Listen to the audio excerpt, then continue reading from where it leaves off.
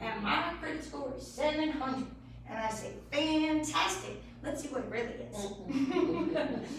Because Credit Karma is not based on your real credit history. There's algorithms and things like that that aren't genuine, okay? And it's based on a scoring model for revolving credit. That's the easiest scoring model. Whenever you go to Macy's and Target, you're gonna see those credit scores are gonna be higher than if you went to Firm and Ford to try to buy a car, because they use one scoring pattern to come up with those scores. They use another one for automobile pulls, and they use a third one for mortgage pulls. The third one is gonna be the hardest one. It's going to give you the lower of the scores. So you can come in thinking you're walking in with a 700, and I pull it and it's a 620, okay? So you have to know that all of those commercials you hear about Credit Karma or Equifax and these things, do some research, talk to some people, because it may be just false information. It may not be as bad as they say, it may not be as good as they say. But just like you shop for anything else, you wanna shop around and you look at that kind of stuff too. Equifax is what the financial institution used, so you're saying that one is not accurate? Well, that one could be just the revolving score pattern that you're seeing because it comes on your credit card. And here's the other little trick. There are 3 scores. I use the middle score, okay? As I told you guys earlier, they have to pay to report to the bureaus, okay? So some report to 2, some report to 1, some report to all 3. So that's why you can literally see someone have a 500 score, a 600 score, and a 700 score, all on the same report with the same information. Because maybe the collection was only reporting to that one that got the 500, but they weren't reporting to the one with the 7. So it just depends, and I'm gonna use the middle score. So again, when you walk in and get that pre-qualification letter that we talked about, you could take that, make an offer, give Lucretia $1,000 and say, okay, Elizabeth, I'm ready to go. And then I pull your credit, and now it's, the middle score is under what you can qualify for. So now, it's a possibility that money's in jeopardy that you just gave Lucretia, and you contractually obligated yourself. Now, there are ways around that, but why cause a problem right out of the gate? You know, you wanna be prepared, because we may have problems a little further on in the race, but let's not start them right out of the gate. Let's be ready to go out of the gate with the rainbows and the unicorns, thinking it's gonna be great the whole way through, and it probably will be, as long as we've talked and we've gone over some of these things. Can I ask a question? Absolutely. You mentioned the credit cards earlier, Mm-hmm. and you were saying to keep them at the 20%. Mm-hmm. What if you're paying off credit cards and not using them? Should you still be using them at times, or what do you If say? you're getting ready to buy a house, Mhm. yes. So even though you're in the process of paying them down, you still need to use them? Well, you wanna Right. make sure, if you're in the process of paying them down, Right. and I mean, paying they're them high, well, you don't wanna pay them off, Okay. and you definitely don't wanna close them Right. before you buy. You can close them after Right. you buy the house, Right. but just before you're about to buy a house, maybe leave a little bit more on there. If you've got one that's got a 0 balance, because I do have several people who have credit cards, they keep them active, but they don't use them. If you're one of those people, Okay, the 0 Right. balance, right. just 2 or 3 months before you're about to buy a car, fill up your gas tank. Or would you say use them periodically? Use like them that? periodically, especially if you're about to buy a house. Each one or just one? Maybe Vary. 2. Okay. I wouldn't go Just gangbusters on okay. everything, Right. but, Gas is 2, fine. right, That's gas is fine, go, You spend $700 a week the on grocery gas right store now. is another one. You can go to the grocery store and use your credit card, and then turn around when you get paid and pay off the Yeah, grocery bill, you gotcha. know what I mean?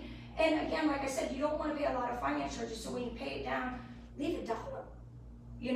They don't say how much the credit you need to utilize, but use a little bit of it, okay? So especially before you're getting ready, use those cards, get it active, let it start to move for you. Yes? Good question. Experian has an app that provides a credit score as well as your credit history. Would you recommend using that information? you know, for that, or- I would say that if it's free, it's a good way to kind of keep an eye on things. How much I would depend on that to be my credit score. I wouldn't put so much weight in that. But every month, to take a look at it to see it's right in the same area, and then one month you get one, and that's something that says what's going on. Especially since you're only pulling your credit once a month or once a year. So, you get halfway through the year and you get that bill, and all of a sudden you see your scores tanked. Instead of going back and pulling another credit report, you might want to call and find out what's going on. So yes, there is definitely good good and bad with those things. So we kind of went over this, what makes up the payment, what makes up the score, the new credit, the length of credit history.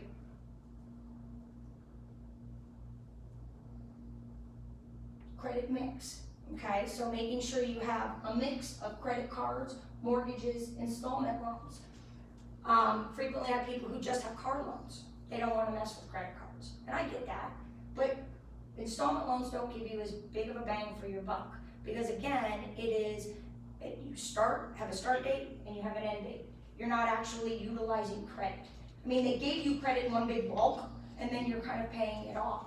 So you want to make sure that you have a mixture of not only installment loans, but then you've got some revolving accounts too. Now, you don't need to have a credit card for every store in the mall, but you know, your two top favorites, that's not such a bad idea. Or maybe your top favorite in a Visa card, something along those lines, something that you're gonna have for yourself if you have an emergency. Because as we all know, life happens, right? We can all be pleasantly employed one day at a mortgage company in the morning, and at the afternoon, it can be gone. That's what happened to me. So it comes like that when none of us are expecting. So you want to be able to be prepared for that. Show your credit scores. Here's what we're looking at, okay? As far as what's going to get you the best interest rate, okay? What's going to get you, remember earlier we talked about mortgage insurance, and we talked about FHA loans and conventional loans. Now this is another reason why when people come into me and I kind of talk to you about it, the mortgage insurance, because you can be approved for an FHA loan with a credit score down to 580, okay? But if you try to get a conventional loan, you're gonna need more of a 640, okay? But the mortgage insurance at 640 could be $150 a month, okay? You can build your credit up that same 150 with a 760 credit score, it's probably about $30 a month, okay? Because it's based on different things. It's based on how much money you're putting down, it's based on what your credit score is, and it's based on your debt to income ratio, meaning your money coming in versus your money going out, and what is that percentage. So as I stated before, if I've got somebody in this range to here, and they come in and talk to me about an FHA mortgage, I may really want to try to talk to them about a conventional mortgage, because the mortgage insurance can be significantly less. Because here's the thing, on an FHA mortgage, it doesn't matter if you're here or here, the mortgage insurance is exactly the same. Okay? The guy with the 580 credit score on an FHA loan is gonna pay the same factor for his mortgage insurance as the guy with the 760 or 800. If you've worked this hard to get your credit here, you should get the bonuses that go with it. And just because your friend told you an FHA loan was the best loan to be in, it may not be the case.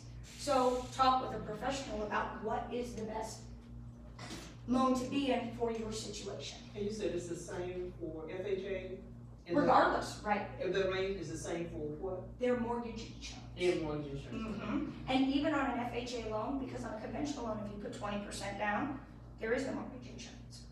On FHA, if you put 50% down, there's still mortgage insurance. You put 75% down, there's still mortgage insurance. So what sense does that make? Just because your friend, it was the best loan for them, doesn't mean it's the best loan for you, okay? And although FHA is a fantastic loan, and I've done a ton of loans, and they're great, there is also a little bit of stigmatism with a government loan that makes it a little harder on a contract negotiation. But what I love about Lucretia is she knows how to push that right on through. And then I work with them too, especially if we have a newer agent that may not know what Lucretia and I know, which is there really isn't much difference as far as the transaction goes between a conventional and an FHA. And here's the biggest thing that I hear. Well, this property's as is, so I don't want to do an FHA loan because there's going to be repairs and everything that's wrong with the house is going to have to be fixed with an FHA loan. And the sellers are going to have to pay something. No, the sellers don't have to pay something. And no, not every single thing has to be fixed. What FHA is looking at is health and safety. But here's the thing at the end of the day. They can sell you a house as is all day, but I'm not going to give you as is financing, okay? So whether it be a conventional loan or whether it be an FHA loan, if my appraiser walks in the house and there's a big stain on the ceiling, we're gonna want a roof inspection. And I don't care if you're selling it as is, the mortgage company wants to make sure that you're not gonna get into a house that you may have just spent all your money on, and in a month the roof goes bad. What are you gonna do? You know, we wanna make sure that you're set up to succeed. So, they're there not to just make it harder for you to buy, but they're there to protect you too, okay? So understand, just because you go with a certain loan type doesn't mean they're not gonna have to do repairs. Or you can go in and buy a fixer-upper. You can do some fixing up, but you can't walk into a house that is falling apart and be able to get those kind of loans. Now, there are loans we can do for those kind of properties. They're called rehab loans, okay? Those are a little bit more complicated, and for the sake of your psychiatric well-being, you don't want it to be your first time home buying process because they are fantastic loans, but they're very complicated. And it's more than just Lucretia and I that are involved in those kind of loans. And that's where it becomes out of our control. They're great products, they're good, but you have to anticipate you're not closing in 30 days. You're probably looking at more like 60, 70 days. There's gonna be a lot of documentation that go with those. But again, they're fantastic products. You just need to be prepared for what you're getting into. It's like, are you gonna go on the carousel with the horses or on the Hulk roller coaster? I mean, it's just the difference. Both can be done and both are fun. You know, initially it might be a little scary, but at the end of the day, you're happy either way you end up. You know, it's a kind of a thrill. So employment history and income. Okay, I did a loan for my niece. I love my niece so much. I do. I love her desperately. And I helped her buy a house. She had 24 jobs in 24 months. I love her. Now, she did go up each time with her job, so it made sense why she did it. But taking a loan application is a lot of fun when you've got something like that. So help yourself in that situation, and before you go talk to somebody, give yourself a resume. Okay, walk yourself back, because we do have to have 2 years of employment. Now, does that mean you have to have had a job for 2 straight solid years? No, okay? If I've got somebody who just came out of school, graduated college, okay? And now he's in his profession, he's been on his job 6 months, I can use his schooling, okay? To help him bridge that gap to do his employment. Or you were employed, you decided to have a family, you had 3 kids, you were out of the workforce for 4, 5, 6 years, 8 years, 10 years. Then you went back into the workforce and you've been back in 6 months. The kids are doing good, you're ready to buy that next house, okay? That's a perfectly good reason to not be working. So we go backwards from before you got pregnant and decided to stay home and take care of your kids, which is a good thing to do. We just have to explain it. Okay? And that's why I'm saying that story, we need to write a letter. So when I have people who have gone through bankruptcy, did you know within 2 years after a bankruptcy you can buy a home? Most people think it's 7. But when we put it underneath an underwriter's nose, we have to give them the paperwork and we have to write a letter. Now I tell them, don't just write me a letter that says, yeah, I fell across some bad times, now I'm feeling better, looking at my house. That's not what I want, okay? Because remember, there are human beings that are involved in this, so I always tell my people, I want you to make me cry. And I want you to make me go, oh, yeah. And then by the end, I want to be going, yeah, she's gonna be like Rocky. Freaking out, you know, because that's the truth. We are dealing with humans. And if you just write, you know, I had some tough times, it didn't work out, that leaves a lot of room for her to say, well, what makes me think you're gonna do it right this time? Okay? So it's important on those letters and the story that you tell, that you give them all the details. You know, make them, let's go, we're gonna do good. So employment history, income. I work with a lot of nurses, so they get shift pay, okay? But you have to have a 2-year history, okay? Commission income is another thing you need to have 2-year history for. So I have people get these great jobs, they're making a lot of money in commission. They took the job and now they're applying for a mortgage, but I can't use any of their commission income because they haven't been doing it long enough, okay? I've had situations where I've had borrowers in the middle of trying to buy a home. They took another job, which is okay, but call me first, okay? Because here's what happened. Great job, more income, but he went from a W-2 employee to a 1099 employee. So that means he has to be doing that for 2 years. He just became self-employed, even though he's not. He technically works for someone else. They just changed the way they paid themselves.